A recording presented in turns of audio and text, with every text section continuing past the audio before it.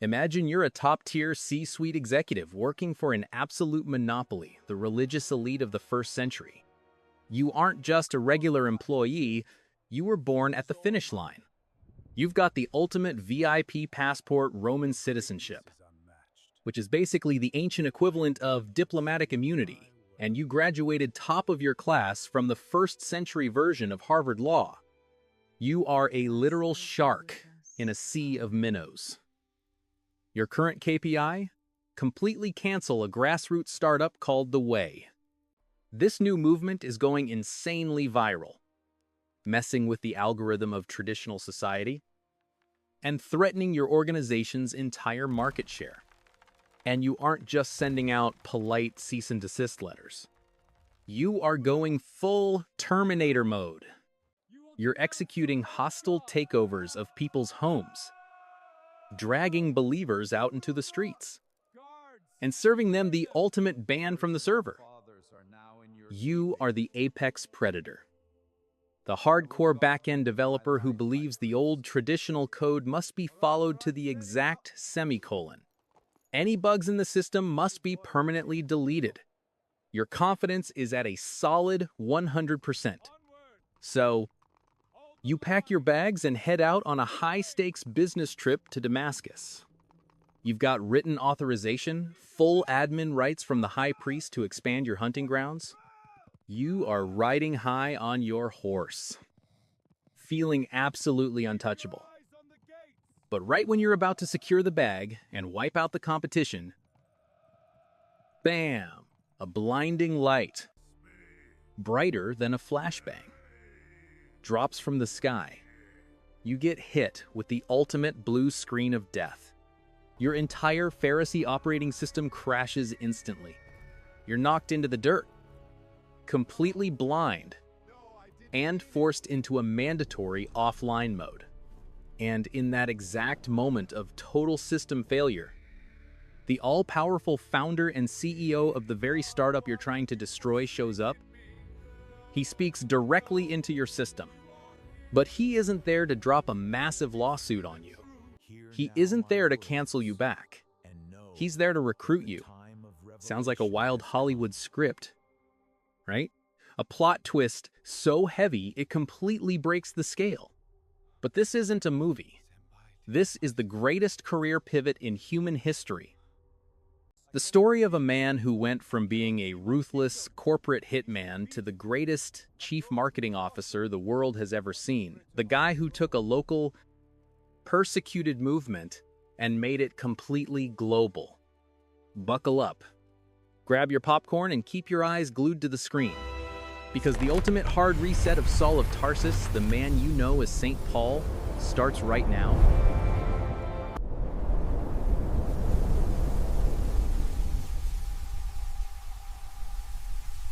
Welcome back, everyone.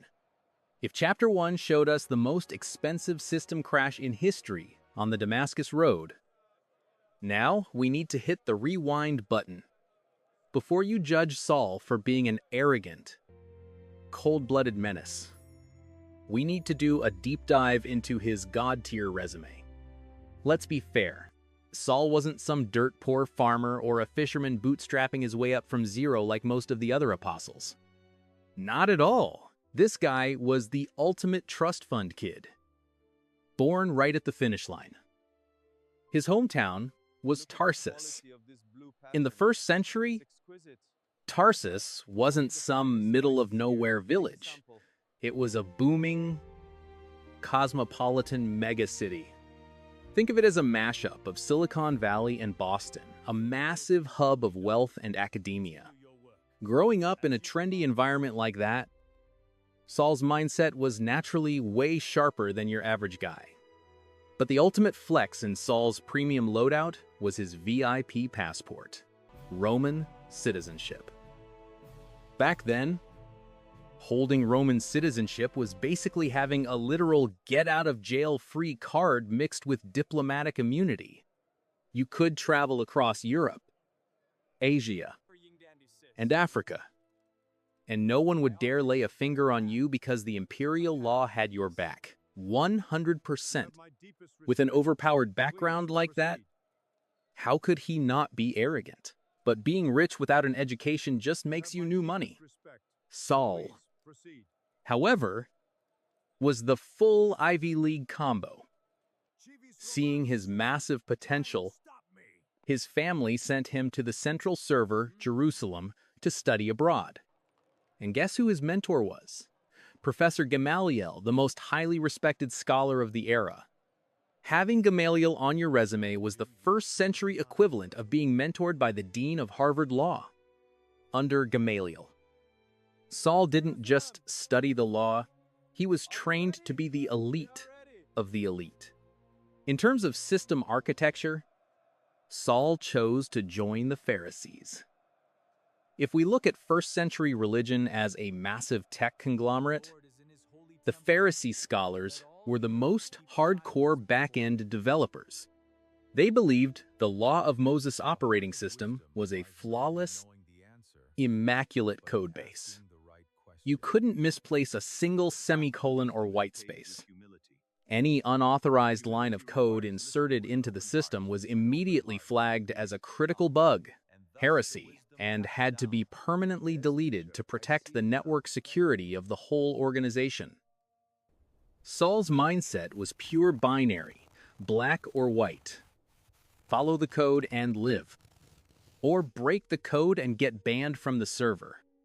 There was no room for compromise. To give you a clearer picture of how much this guy was out of everyone's league, just read his own autobiography, which he later wrote in his letter to the Philippians, Philippians 3:5-6.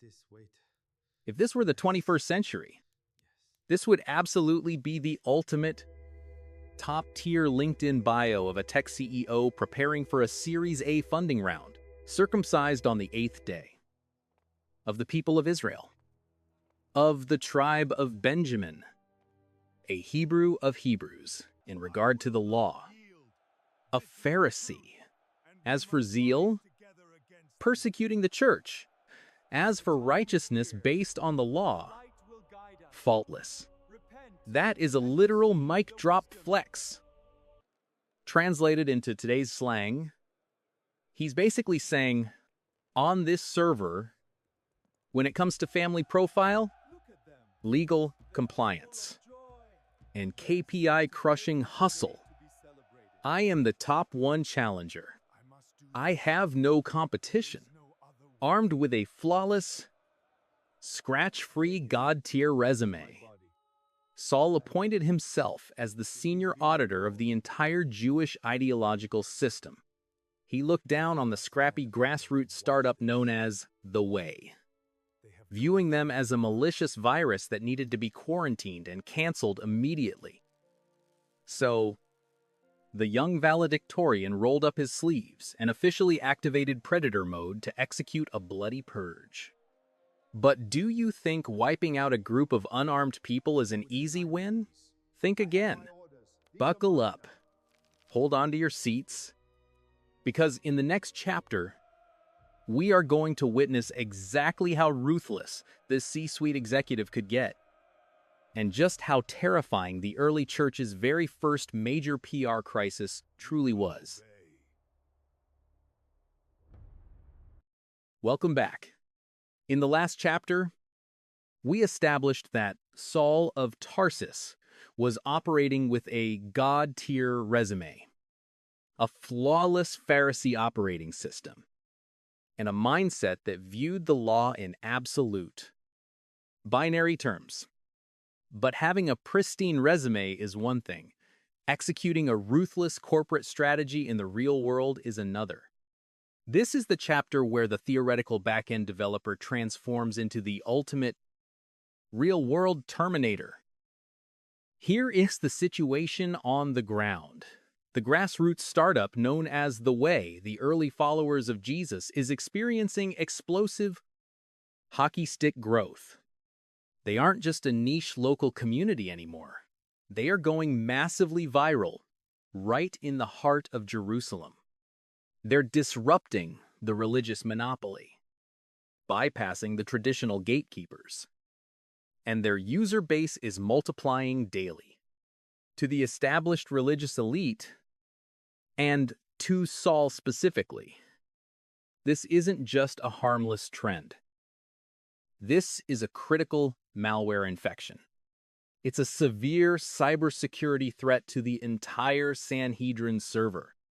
In Saul's mind, the followers of Jesus are a bug that threatens to crash the sacred traditions of his ancestors.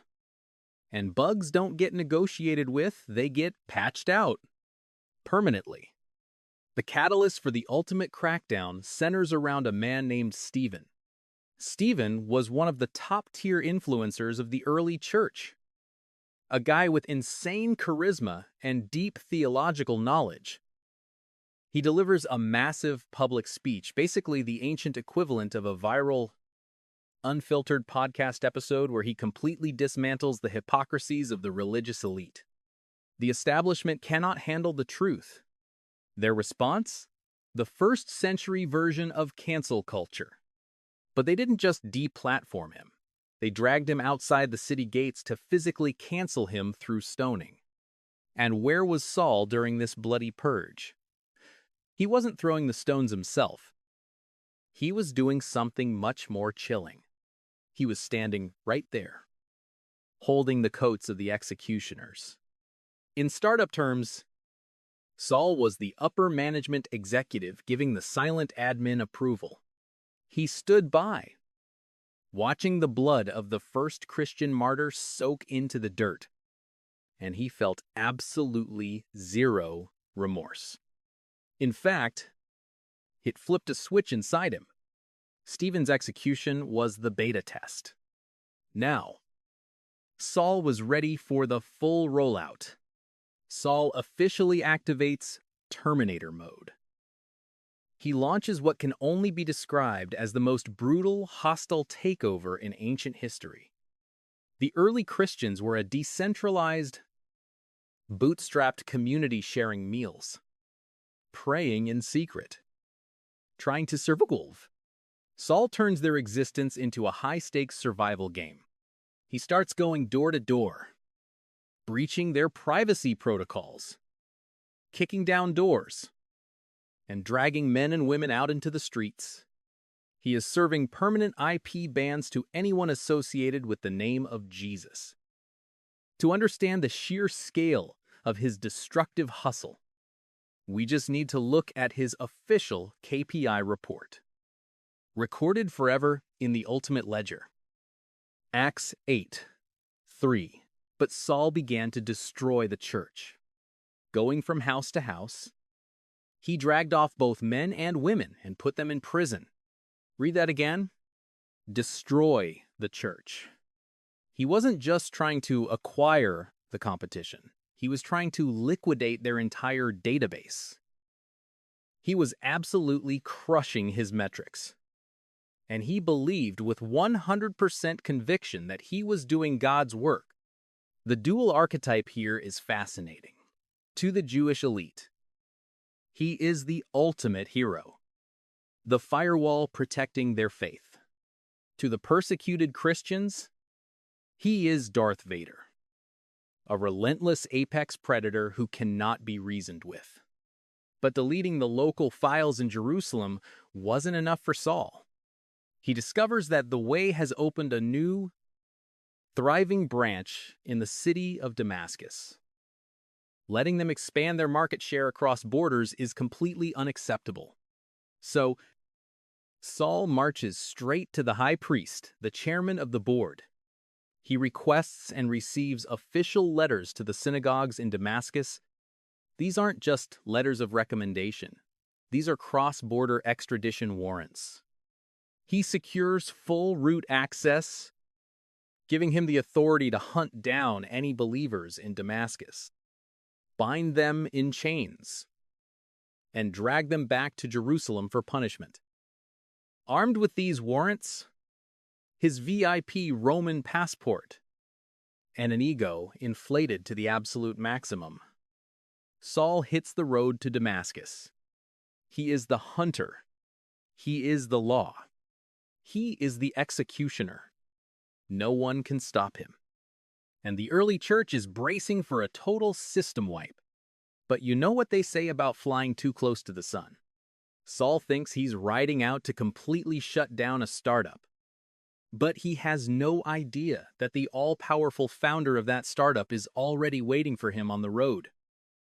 Don't touch that dial, because the greatest system crash in human history is about to happen. And Saul's entire universe is about to get permanently rebooted. Welcome back.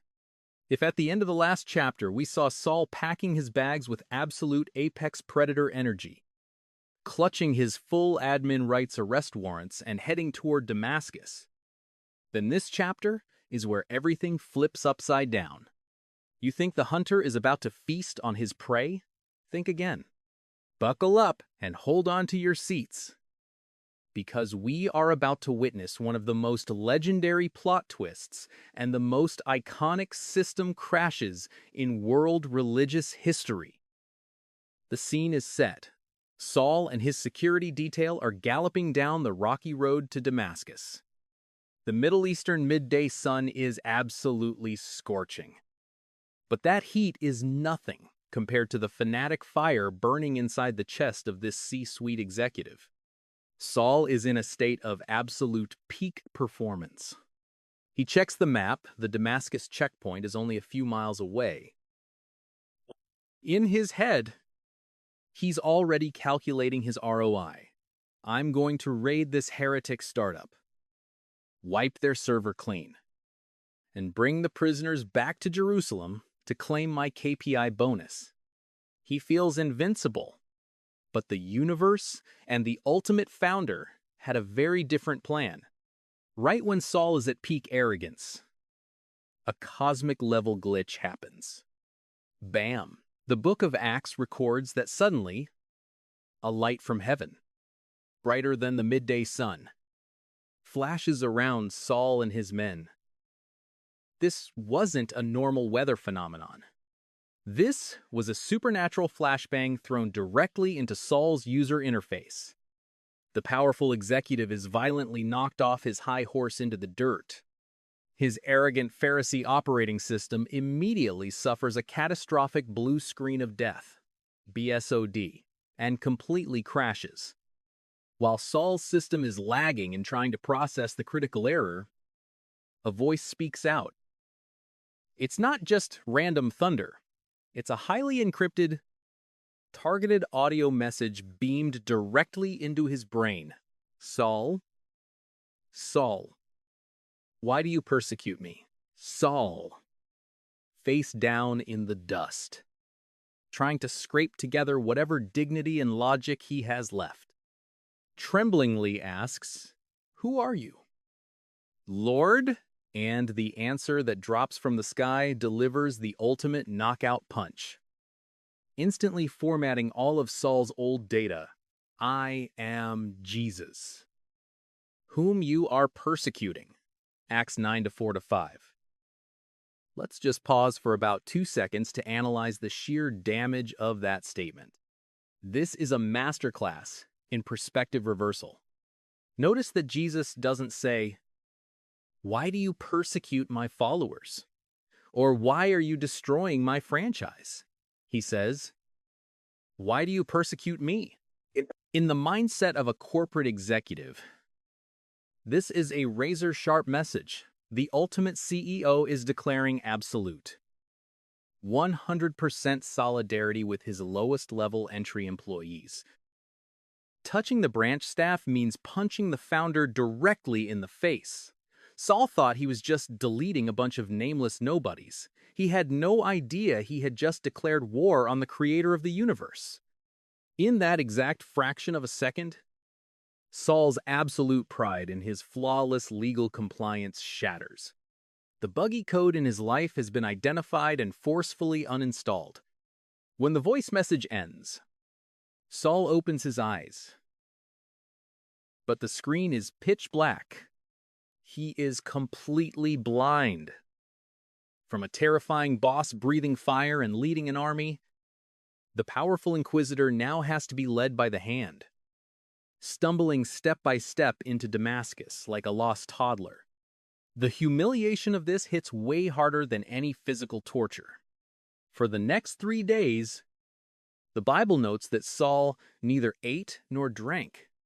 Nothing. In tech terms, Saul was forced into a mandatory offline mode. Those 3 days trapped in blind darkness were the most agonizing hard factory reset imaginable. Sitting in a dark room, no social media, no guards hyping him up. No familiar law books to cling to, Saul is left entirely alone to face his shattered ego. What did he see in that darkness? The crushing regret of remembering Stephen's eyes as he was stoned? The total collapse of the binary. Black and white worldview he had worshipped his whole life? It was undoubtedly a brutal internal struggle to fully uninstall his old self. Wiping the hard drive clean to prepare for the greatest software update in human history. The old system has crashed. The arrogant Saul has died in the darkness of Damascus. But a system can't stay powered down forever. Who is going to be the brave IT support guy willing to reinstall an operating system for this monster? And will the startup known as The Way actually accept their Haitian enemy into their ranks? Don't touch that dial. The real psychological warfare and the ultimate system reboot is about to begin in the next chapter.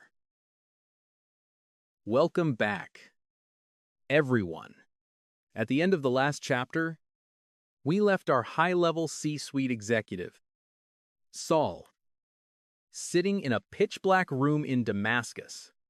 This powerful inquisitor was forced into a mandatory offline mode for 3 days, enduring the most agonizing hard factory reset of his entire life.